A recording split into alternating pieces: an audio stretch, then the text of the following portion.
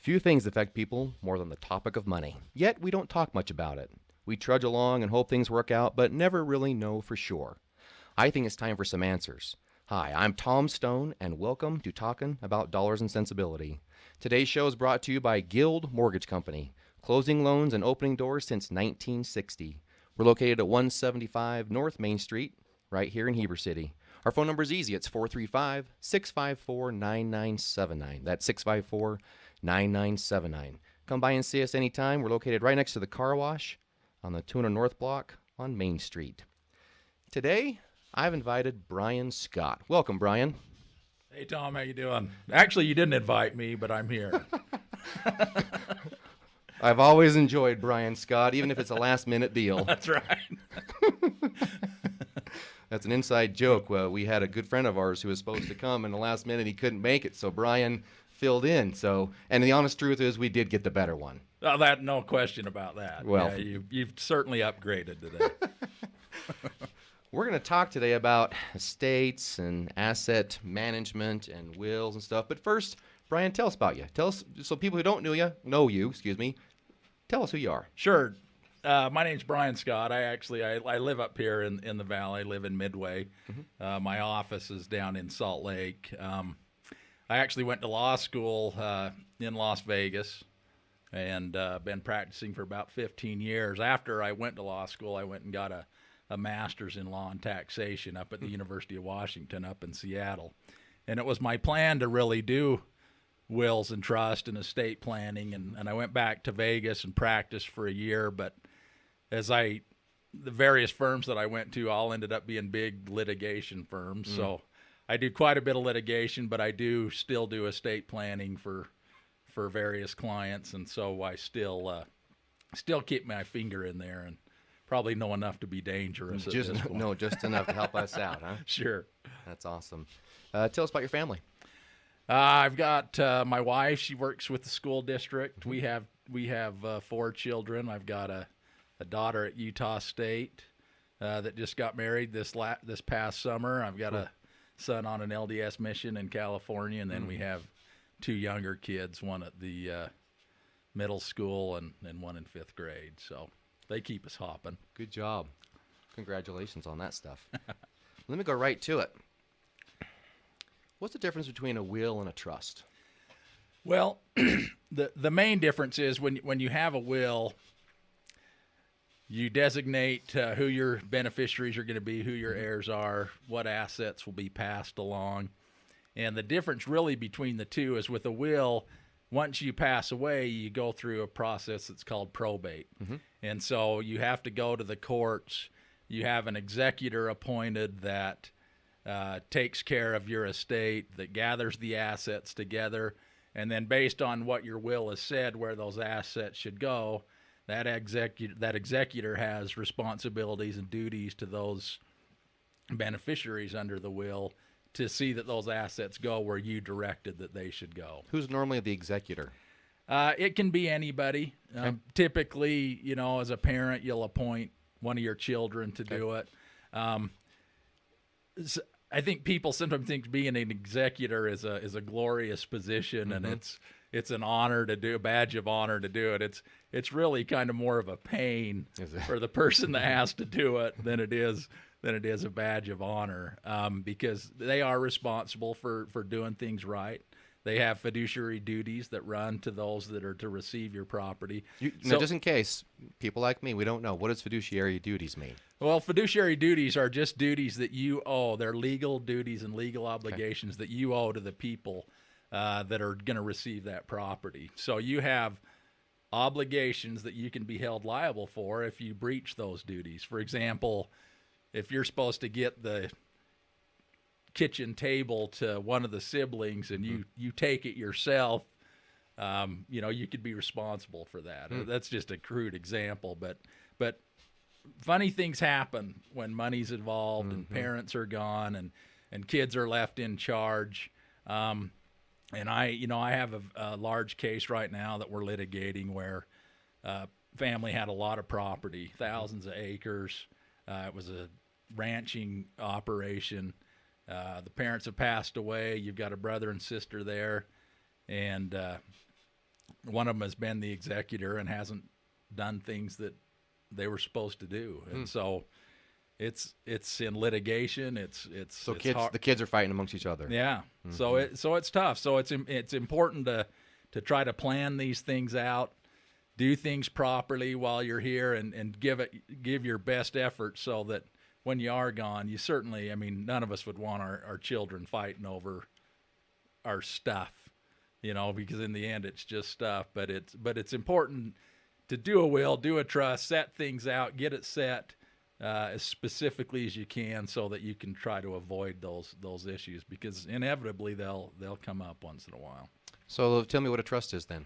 So a trust, basically what a trust is, a trust allows you to put your assets in the trust, and that's probably the biggest key. When you draft a trust, the trust itself is just a paper document, and it's not worth the paper it's written on really unless you fund the trust. And so what you have to do is once the document's drafted, and you will say what happens to your property during your lifetime and then where it goes after, but you need to title your assets in the name of the trust. That's what's called funding the trust. So oftentimes, and this is really oftentimes estate planners' faults, I believe, because they'll have clients come in, they'll draft the documents for them, they'll charge them whatever the fee is, and then they'll just send them out on their own and say, now you got to fund this trust. And they don't explain that to them. And what funding the trust is, for example, would be your house. You probably hold, unless you've done your estate planning, we'll just use you for an example, Tom. You probably hold your home in yours and your wife's name as joint tenants, with rights of survivorship. And so what you would need to do in that situation is file a quitclaim deed here with the county recorder's office and quitclaim the title of that home from yours and your wife's name as joint tenants to you and your wife as trustees of the Stone Family Trust. And once that document's recorded, that asset then becomes an asset of the trust. It's still, for all intents and purposes, yours, but it's just in the name of the trust. So when you die, then the trustee can immediately step in without going through this probate process that we talked about, and he can distribute the property. For example, in the trust document that you had, you said, this is going to my oldest child, our home is, that he could immediately step in, deed that home to the oldest child, whoever your trustee is, and that asset would go to your child. And it would be that simple. Now, if you had that same scenario in a will, you would have to go to the probate court. You would have to file the will with the court. You would get letters testamentary that appoint whoever the executor is, and then that person would be able to go and do these same things that your trustee can do immediately. So probate is just a little different, than it takes a little more time. It can be a little bit costly. You got to pay an attorney to file all those documents and do all those things. So that's the biggest reason that when people talk about, do I do a will or do I do a trust, the reason a lot of people will oftentimes opt for that trust is that they can avoid that probate process. Now, doing a trust takes more time in the beginning because, like I say, you've got to go out and you've got to change those assets. So basically what you're doing is you're putting the assets in your trust now, versus with a will, you'd be putting the assets, you'd go through the probate. So you can either deal with the hassles up front with the trust of changing the names of the titles and the assets, or you can do it on the back end once you're gone, and then it's your executor who's going to be responsible for doing all that. So I heard a trustee and I heard an executor. Would that be the same person, or is a trustee a different person than an executor? It can be both. I mean, typically, when you do these plans, typically you'll do, if you just go the will route, you'll just have a will. And so the person that's in charge of an estate under a will, the term is called an executor. If you have a trust, the person that's in charge of things under the trust is called a trustee. It can still be the son or the daughter. Sure, it can be anybody you appoint. Okay. Oftentimes when you do a trust situation, you'll have wills as well. It's kind of a belt and suspenders approach, because you have your trust, which is your main document that says how your estate's going to be dispersed after you're gone. And what the wills would do, if you remember, again, we've got to put the name of the assets, title them, and the name of the trust. So what our wills will do in that scenario is just tells the court, Your Honor, if there's any asset that I have during my lifetime that I forgot to put in this trust, then I'm appointing the court to take that asset, put it in the trust, and then your trust is the ultimate document that says how it's going to be dispersed. So it's just a catch. It's kind of a catch-all to catch an asset or something that Just in case. you may have forgotten the title and the name of the trust while you were How putting detailed do these have to be? Uh, Down to the toothpaste in the... No, not at all. I mean, typically you'll have a provision in a trust or a will that says my personal property will go to my kids, for example. And the way most families do this is they all get together once mom and dad are gone. They kind of have a little lottery. They draw numbers out of the hat, and then you just, you go around the house or whatever, and I want these china dishes. I want this desk. And you kind of pick to divvy up things. I think most families can handle that. That's with personal property. That's a little different than real property or other assets. But with things just around the house, mom and dad's stuff, that's typically the way it works. And there is a provision in the Utah Code where you, as a person creating a will or a trust, can specifically identify items that you want specific people to have. So, for example, I know you're a big motorcycle guy. Yes. And you could say, I want my oldest son to have the Harley. I want my next son to have the Rune. You could go on down the line. You can give specific things. If you have a baseball card collection, anything like that, you can name a particular individual and make sure they get that specific piece of property. And so that's always nice to have. Mom has jewelry, and one daughter may like a certain ring, one daughter may like a certain necklace, and if you want to specifically identify each piece of property, there's a mechanism for you to do that, but you don't necessarily have to do it. So what age should someone start thinking about doing this? Early, late, middle? When should they start thinking about doing this, a will or a trust? Well, I think once you have children, it's time to think about it. Even a baby? What's that? Even a baby? A baby, yeah. I mean, one of the things that you do, especially once you have kids, one of these things you do in the will is provide for who will be the guardian in the event something should happen to you. You bet. So you certainly want to do that, and you don't want to leave that decision up. And really, that could put the kids in a court because maybe grandma says, I'm going to take care of them, and then the spouse who might be still alive might, or the brother says I could be more capable, and then there's a fight with the whole family over kids. That's exactly right. That's exactly right, and that's certainly something you would not want to leave that decision up to someone else. Nope. So in these documents, we always have a provision for what happens to my minor children and who's the guardian over them if something should happen to me. Obviously, if you're married, it would be your spouse, but if heaven forbid, you're in an accident, a car accident, whatever, and you're both gone, then you certainly want to have control over who's going to raise your kids. And so it's important to do that even when they're young. So how often do you change these trusts or wills? Obviously, if your minor children are now taking care of themselves, it's going to change. So how often should we realize it's time to change this up? I think you ought to look at them, every 5 years, every 10 years. I mean, they're somewhat dynamic from the standpoint of they account for new kids coming in. So if you're young and you have a new child, they kind of get grafted into the documents and it takes care of them. And so, but you may have a change of circumstances where you've got different property that you've acquired or whatever, and you'll need to again make sure you title that properly and different things like that. So I think it's advisable to look at them every few years and see if there's something significant that you need to change. If minor things have happened, probably not a big deal, but if significant changes have come along, it's time to look at them.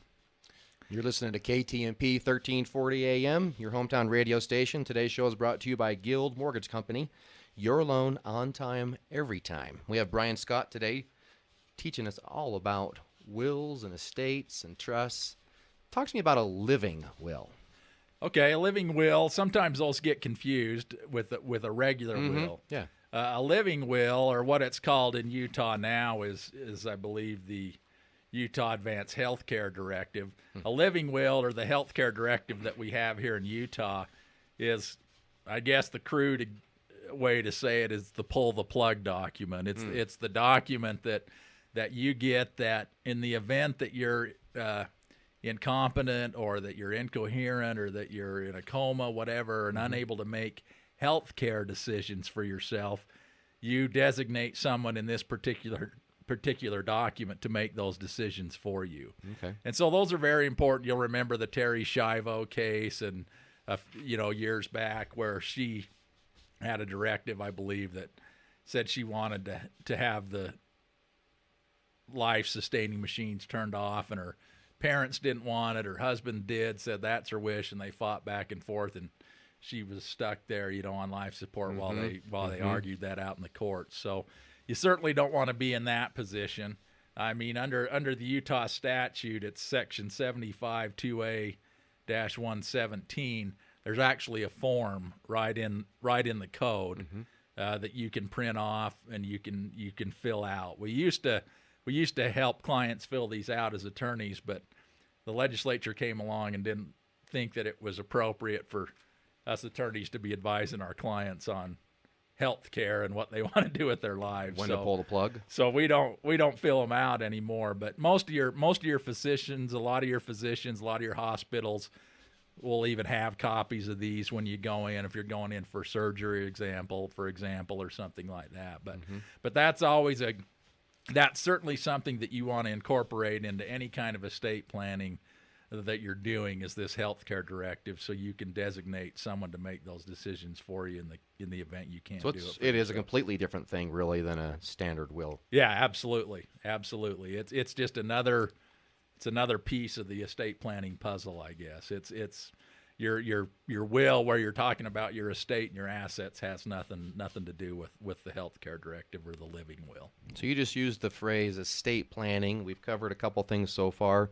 I see a lot of fancy words that are in front of me that I don't know, like intestate succession and holographic will, blah, blah, blah. Tell me what's next important when someone is thinking about estate planning.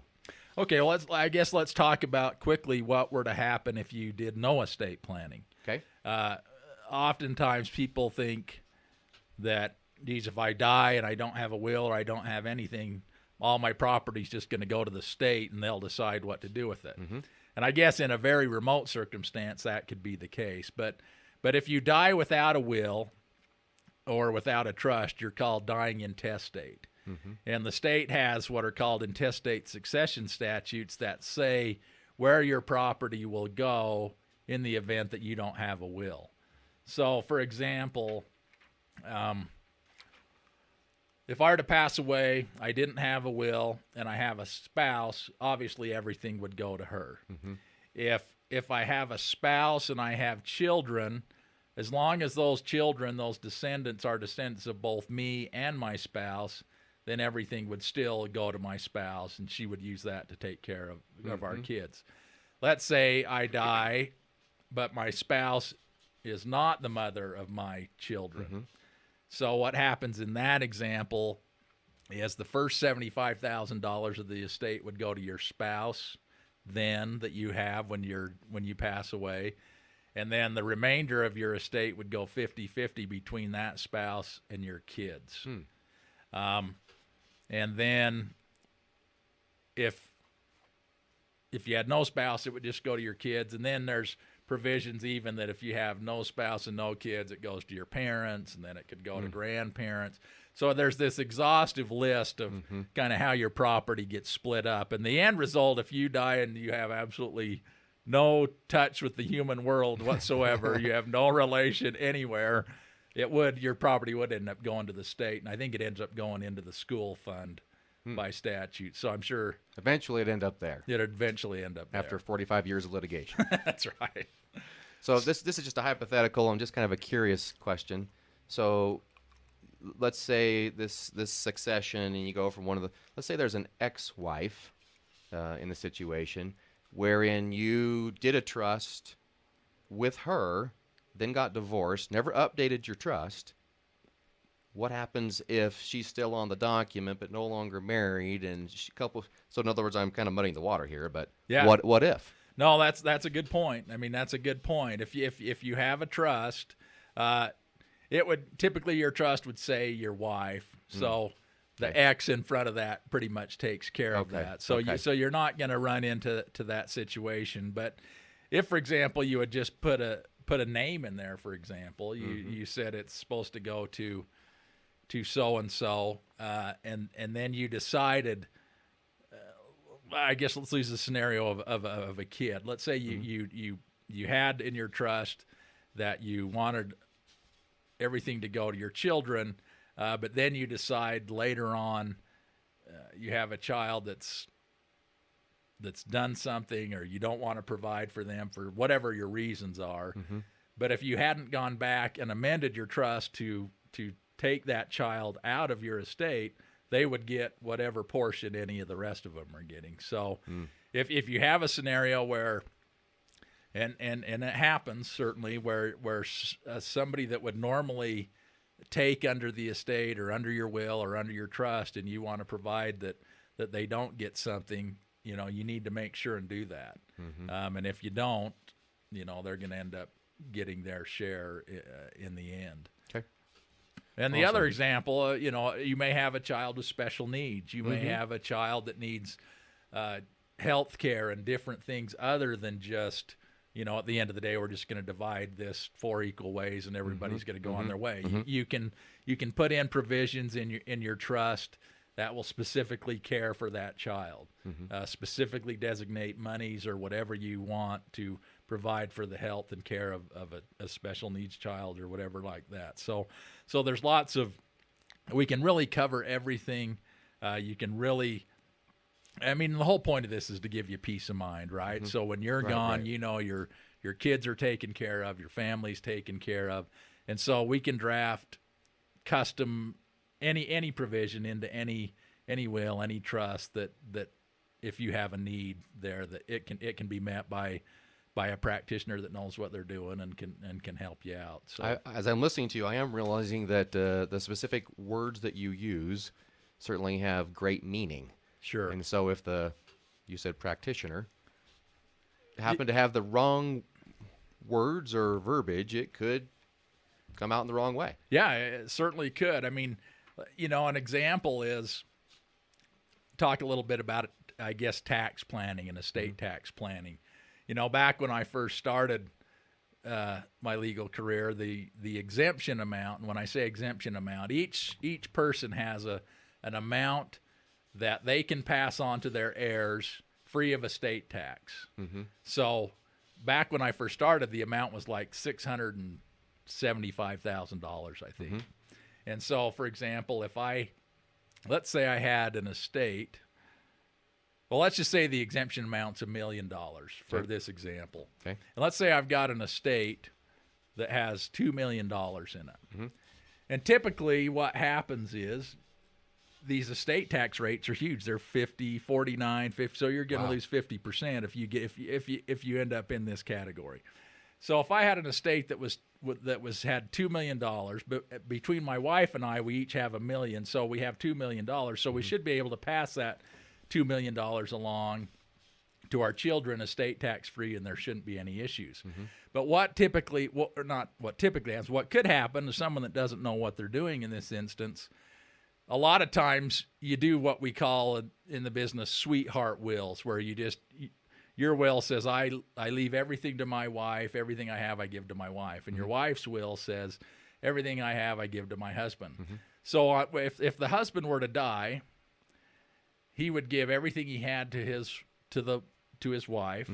And now she's got $2 million in her estate, and when she dies, she only has the $1 million exemption. So that would end up costing that family in that scenario $500,000 in estate taxes, where with a little bit of proper planning, what we could have done is kept $1 million in our husband's estate when he passed away, given the wife over here access to that money during her life, and then at the end of her life, those two estates would come back together in one.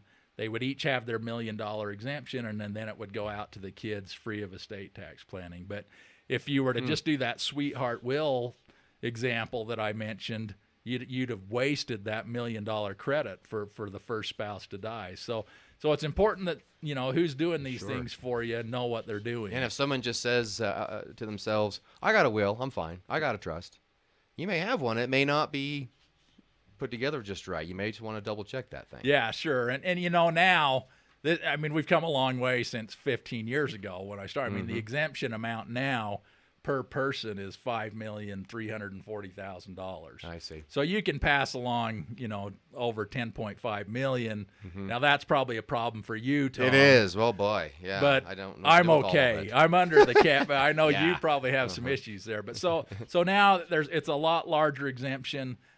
Very few of us will run into that problem with estate tax anymore.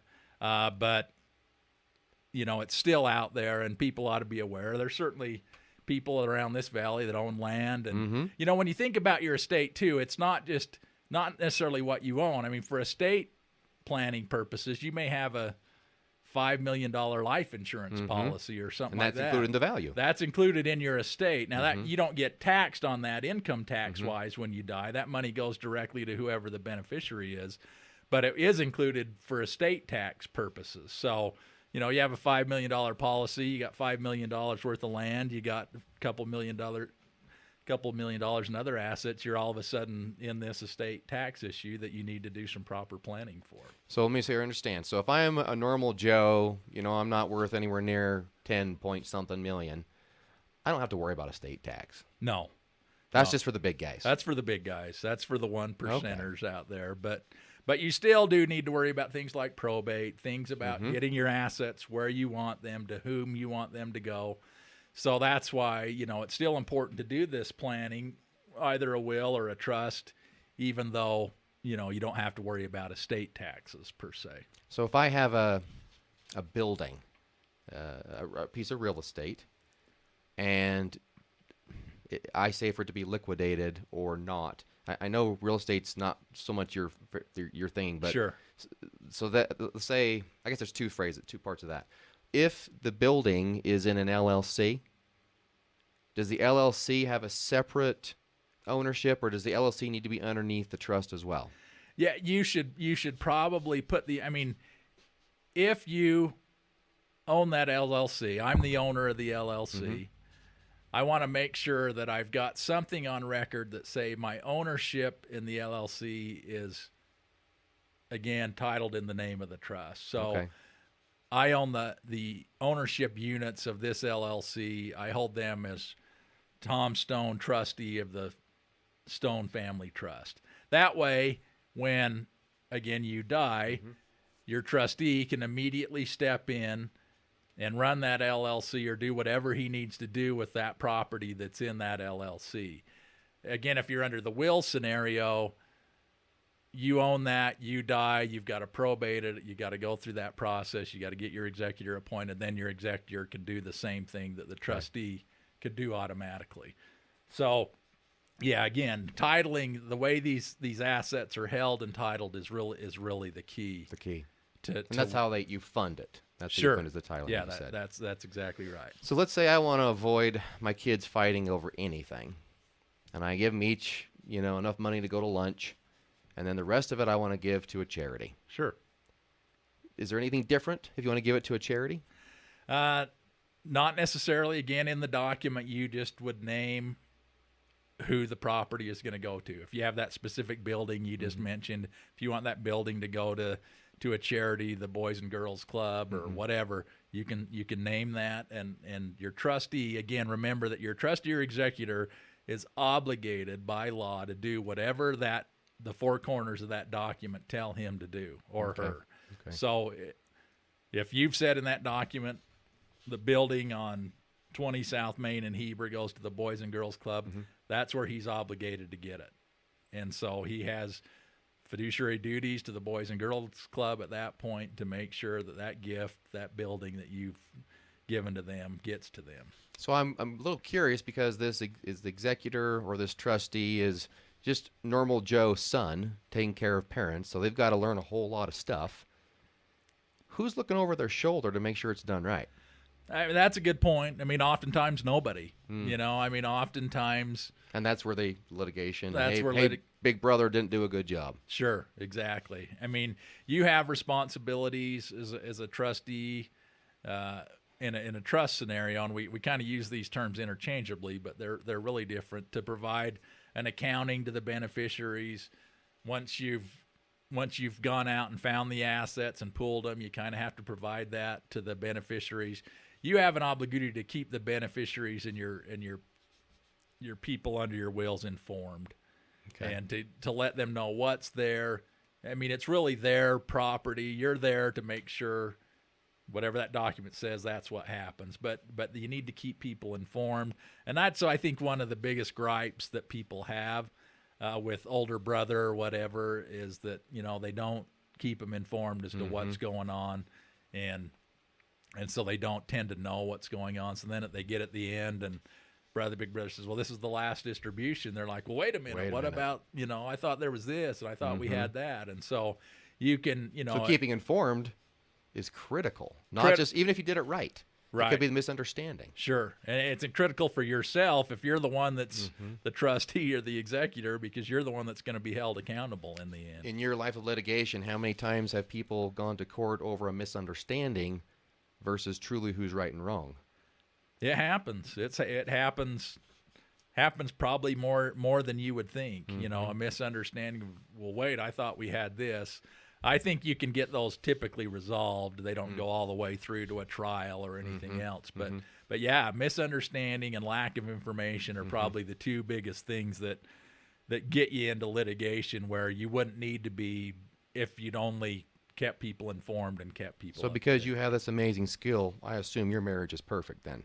Oh, and your children. I mean, there's absolute perfect communication at your home. Oh, absolutely. Just ask my wife. She'll tell you that. I can only just feel that. I'm sure it's real. You're listening to KTMP 1340, your hometown radio station. Today's show is brought to you by Guild Mortgage Company. Your loan on time, every time. Bryan Scott is here teaching us all about estate planning, wills, trusts. Again, I have a whole laundry list of definitions I don't know much about. Did we cover holographic will? Holographic will, sure. That's, some people will ask, can I just do this myself? I don't want to pay an attorney. I don't want to pay anybody. I don't have much. I just want to make sure that the house, which is our only asset, goes to the kids. Holographic will means that you've written it out in your own handwriting, and this is the only way that you can do a will really by yourself without any help. As long as you write out the provisions in your own handwriting. Can't type it on the computer. Don't type it. It's got to be, the main provisions have to be in your own handwriting. You need to sign and date it. That would be a perfectly legal will under the laws of the state of Utah. Of course, it depends on how you word it. If you word things correctly in the communication, how many times have you written something down and you understand yourself completely, but someone else reads it and maybe sees it differently? Yeah. So you run the risk. You do run the risk that someone misunderstands or doesn't get what you were saying, and you wind up in court. You know, again, under a holographic will, you would have to take that will into the court, register it with the court, go through the probate process. And, you know, there are ways that an executor gets appointed if you didn't appoint one or didn't say, you know, my wife or my son or whomever is going to be the executor under this will. Under Utah's probate laws, they do have a preference for a family member, and then on down the line as to who would be an executor. Kind of like that intestate succession idea. Right, exactly. So the laws do provide for someone to step in and do that. So that's a way that you can do a will that will stand up, that will be legal in court, as you can do it yourself that way. You know, there's a lot of these self-help sites where you can go on. I can't remember the one that's advertised all the time, LegalZoom or whatever, where you can go on and they'll do your LLC, they'll set up that for you, they'll do a will, they'll do a trust. You fill out the little forms that they have and plug in the names, and they pump out these documents to you. I mean, that works, I guess.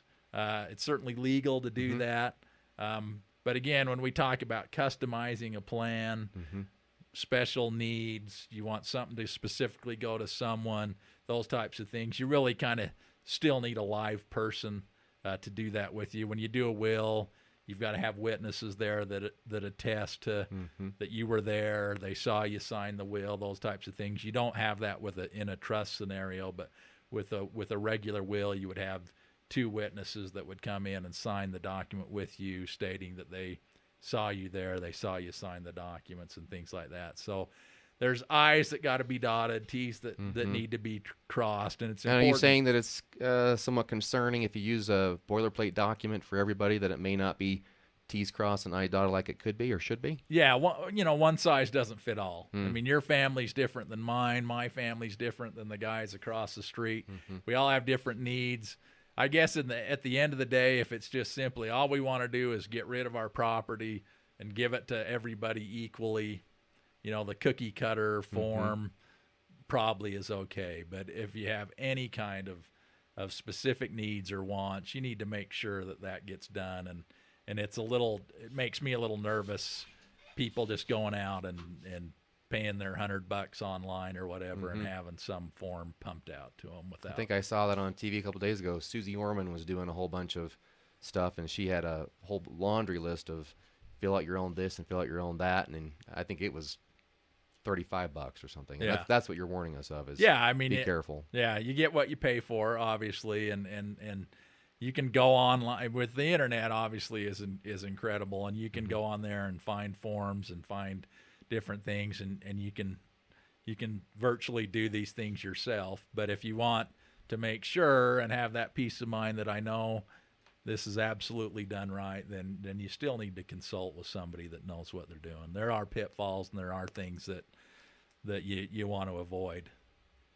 You've mentioned the word estate, and whenever anyone thinks of an estate, you think of the big long driveway and some hedges and a huge house in the back. And so estate makes us all feel like only if you're some level of rich. Is an estate even a normal size house here in Heber City proper? Yeah, absolutely. I mean, your estate when you pass away is what your assets are. Whatever they are. Whatever is that would need a title. So, for example, your home, cars are part of your estate, vehicles, brokerage accounts, bank accounts, those kinds of things.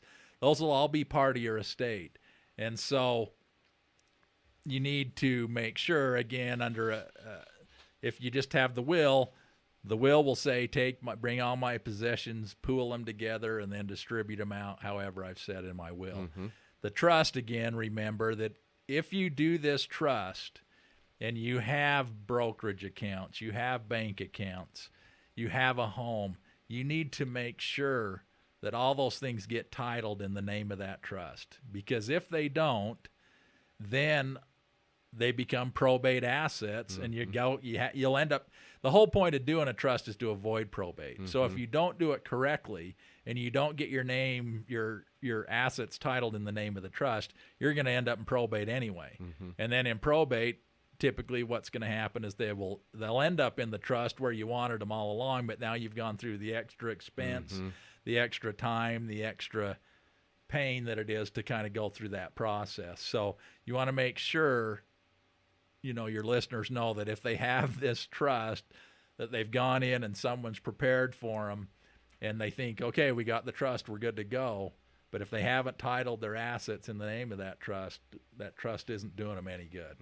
And so assets that wouldn't be part of your probate estate would be assets that have a beneficiary designation on them. So, for example, a life insurance policy, it doesn't, whoever you name as the beneficiary of that policy, it automatically, by operation of law, when you die, that money goes to whomever you've designated. Tax-free.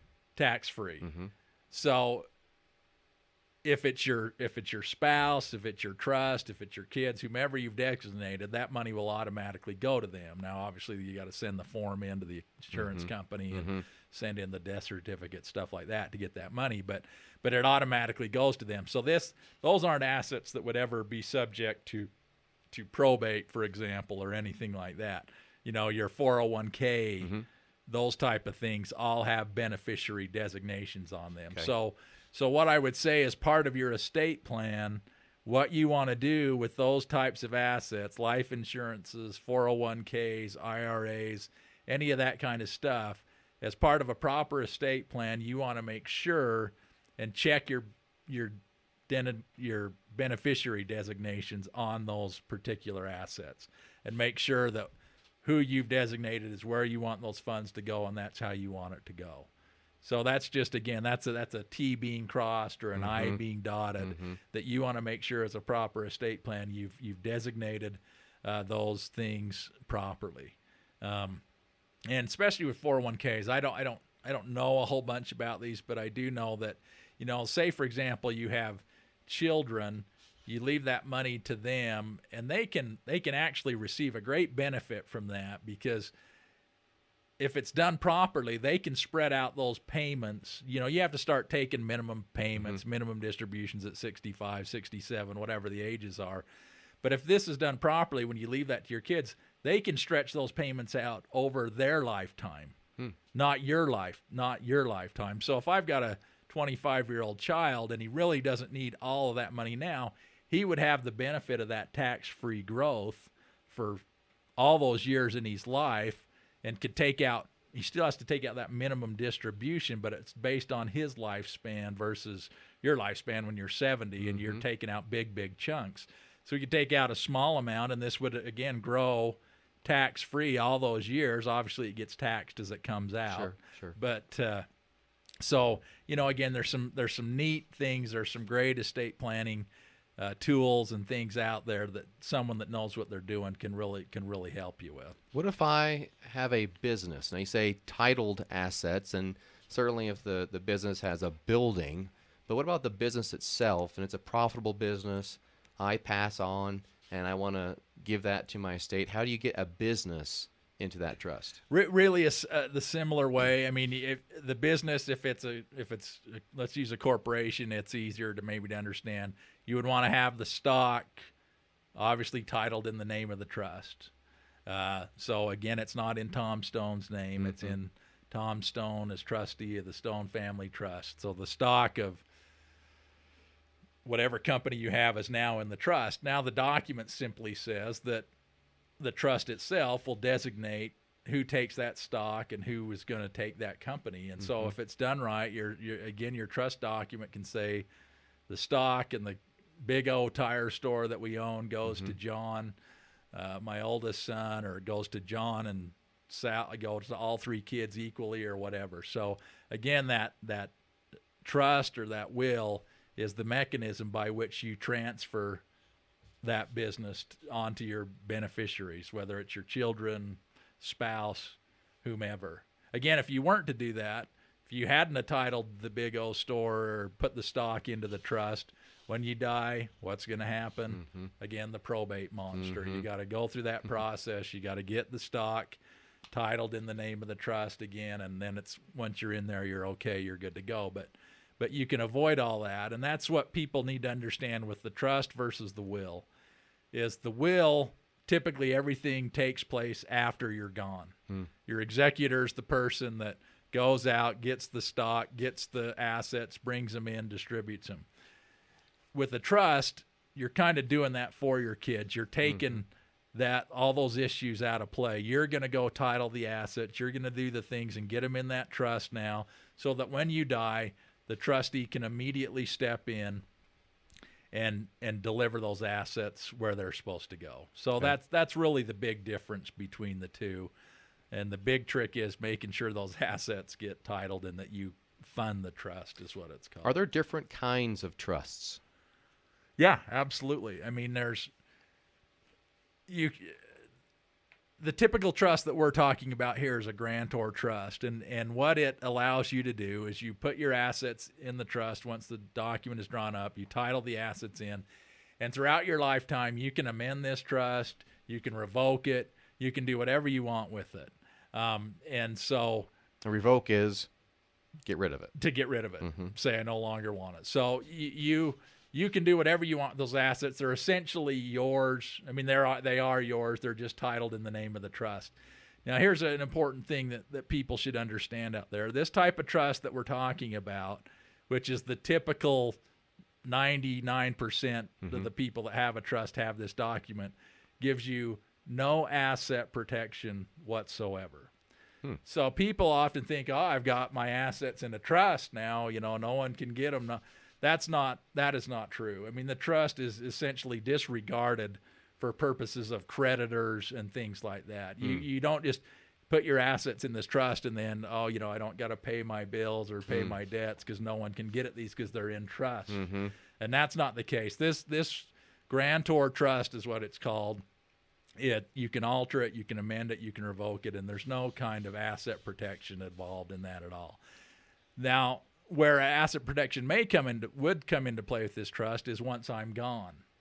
If I'm gone now and these assets are in trust for my kids, they are protected from creditors. Creditors can't get in though. If you've got a kid that runs around and causes problems, doesn't pay his bills, those assets would be protected in that trust as to his creditors. His creditors couldn't come in, take money out, take assets out, and spoil the apple cart. So the creditors are out of luck? They're in for those trust assets. They can certainly go after that child or whomever for their own personal assets, whatever they have. But if it's the deceased, yeah, they're not going to get into. They wouldn't be able to get into that trust. If you had a child that was married, for example, and they got divorced, the assets in that trust wouldn't be considered part of his estate or her estate for the divorce.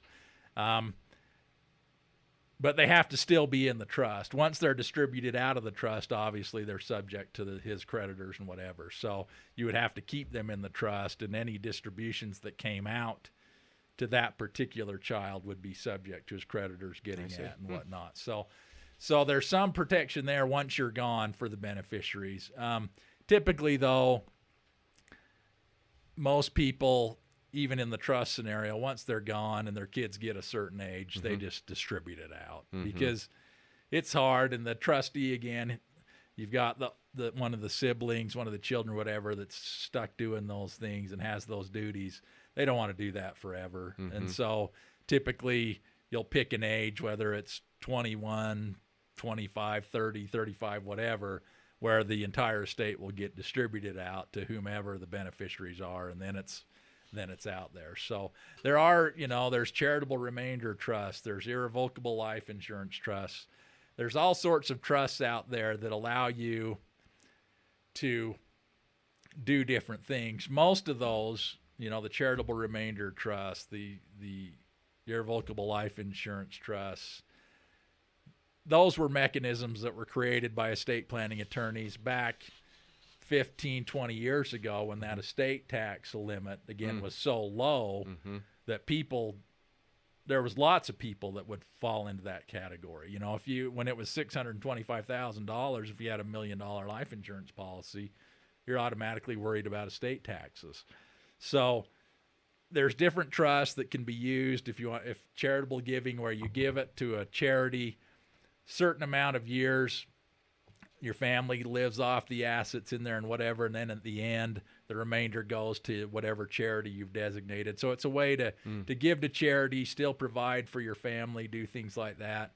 The irrevocable life insurance trust was a trust where you would buy, if you were worried about estate taxes, you could buy life insurance on your life. You'd put it into this irrevocable ILIT, it's called, the irrevocable life insurance trust.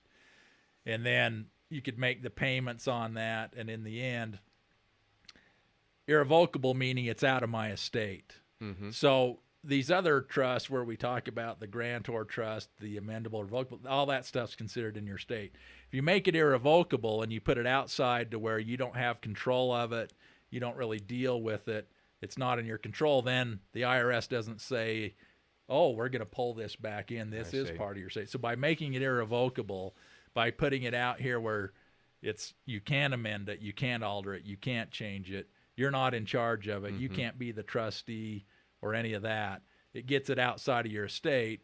And so there was ways for tax protection. For tax protection, tax purposes. Okay. So there was lots of mechanisms created 15, 20 years ago for guys and people that were going to have estate tax issues that really now, with the new exemption amount being $5 million plus, between the two of you, $10 million, you just don't have to worry about that stuff anymore. So I need to ask you more of my personal business question, just to make sure when I'm telling people it's the right thing. So we have to tell people when they come and get a mortgage loan that we do not loan to trusts.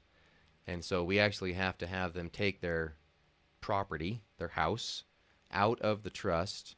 We loan to them individually. And then afterwards, even immediately after the loan's done, they can put it right back in the trust.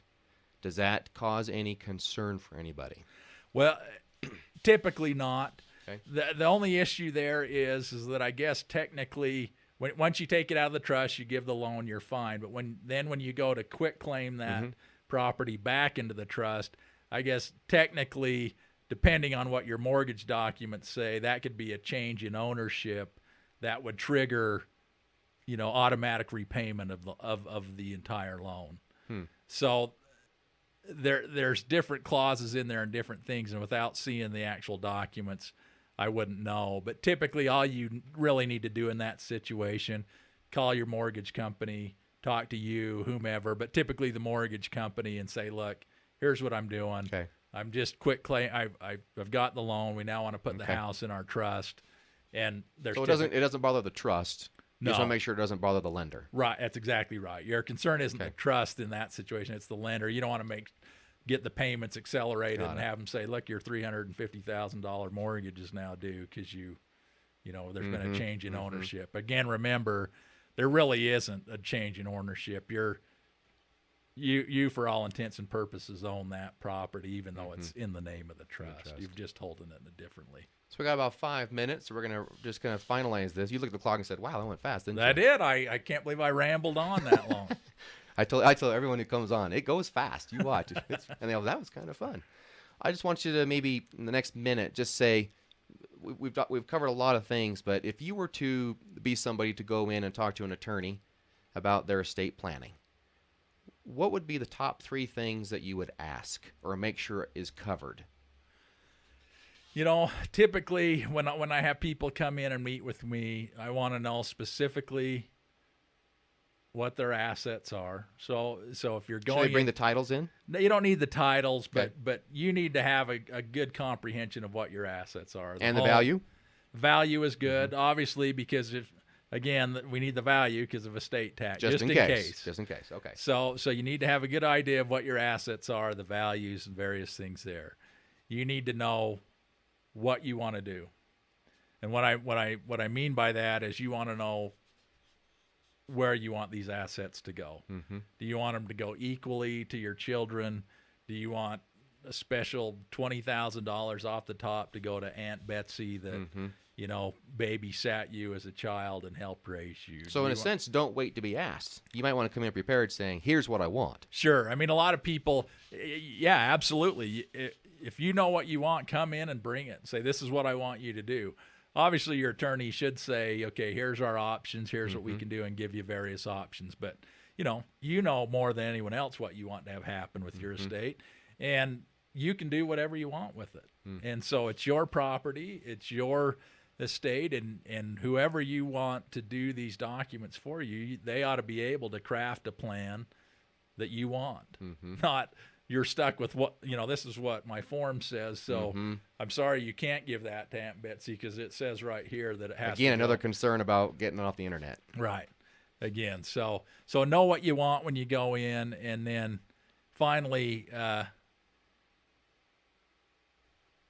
I think one of the bigger concern is minor kids, and be prepared to come in and that's a conversation you have to have with your spouse is who's gonna, and who's gonna take these little critters if something happens to us. So whether it's your brother or her sister or your parents or whomever, you want to have that conversation. And is that legally 18 and under, or could you go for 18 and under? Okay. 18 and under. So, you want to have a good idea of what you want to do in that situation, because out of all of this stuff, to me, who would raise my children is the foremost, most important thing that I have, and thing I cherish most. So I would always, you need to have that conversation. And don't leave that to chance as to have them fighting over who's going to do it. You need to make that decision. I have another very, very important question that I'm sure everyone listening has been wanting to know for at least an hour now listening. Where'd your accent come from? I do have a bit of a squirrely voice, don't I, Tom? I'm from the South. No, I'm not. I'm from Richfield, Utah. Richfield, Utah. That is your central Utah Southern dialect right there. And after 17 years of law school, you kept it all the way through. That's right. That's right. I have to apologize to clients all the time. Sometimes, I can kind of the good old boy Sure. kind of rubs off, but yeah, I don't know where it came from, but I'm stuck with it, I'm afraid. I knew people were wanting to know that. I had to ask that. You're listening to KTMP 1340 AM, your hometown radio station. Today's show is brought to you by Guild Mortgage Company, closing loans and opening doors since 1960. Bryan Scott spent an hour with us now. Bryan, in case someone had a question or they wanted to contact you, could they? Sure. Tell me how they would do that. Our website's PrestonandScott.com. That's PrestonAnd Scott, SCOTT.com. That's our website for our law firm. Our office number, my office number there at the office is 801-869-1633. So. And you do estate planning, but also some litigation and. Yeah, we mainly do litigation. I still have my practice where I'll do wills and trusts, estate planning, oftentimes set up LLCs, any type of business sales and purchases. Mm-hmm. I still keep my hand in all that kind of corporate governance and stuff like that. Cool. I have to finish the show with a very important part as well, and that is the disclaimer. You ready for this? This is I know that they were excited about your accent. I'm sure you're excited about this. Guild Mortgage Company, NMLS 3274, Equal Housing Lender. Tom Stone, MLS 2578. Oh, I got someone walking in that 257849. Hold on a second. 14. Turn that microphone on and tell us who you are. My name is Wade Kelson. I recognize my deficiencies today, and I pass the buck to my good friend and attorney, Bryan Scott. I had Wade Kelson that said he would come, and then he said at the last minute, I'm no good. I got to have Bryan Scott do this. Are we live? This is live. Did everybody hear just that? Mm-hmm. Not only is that mean, Tom, but you are represented far better than I could have ever done it. Well, I listened to this show. It was great. Bryan is on. Tom Wade cheated off me all 3 years of law school. We went together, and he never shared his notes with me. I tried several times, but no, he never would share. And I guess you could actually call each other friends as well. I think you. Are we still on the air? Yes, we are. Yeah, yeah, we're good absolutely. Friends. Good friends. Well, thanks, Wade, for showing up for the last minute. So you bet, Tom. Forevermore, I can say you did show up. Thank you, Tom. Thank you, Bryan.